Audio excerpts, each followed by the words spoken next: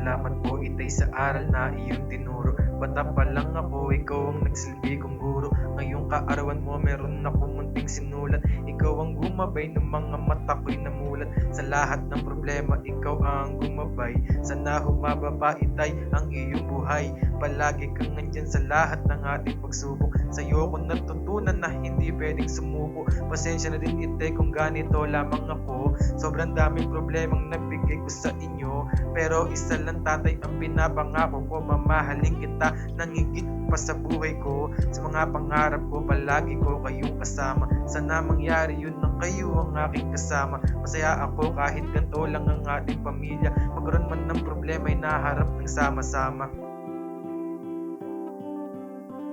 Mga anak dyan, matuto tayong magpasalamat sa ating mga magulang at palagi natin silang mamahalin habang nabubuhay pa sila. Huwag natin silang bigyan ng madaming problema pa.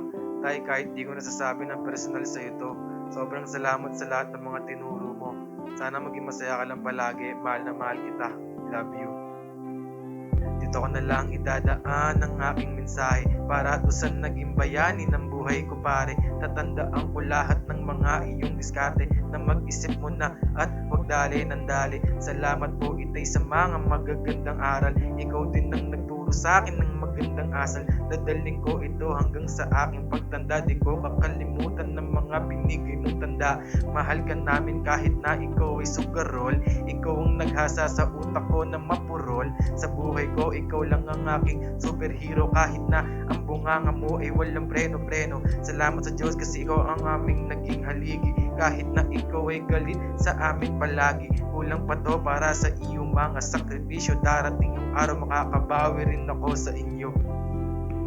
Happy 60th birthday sa pinakamamahal kong tatay. Medyo tumatanda ka na din tay. Maging maingat ka na lang palagi sa mga galaw mo.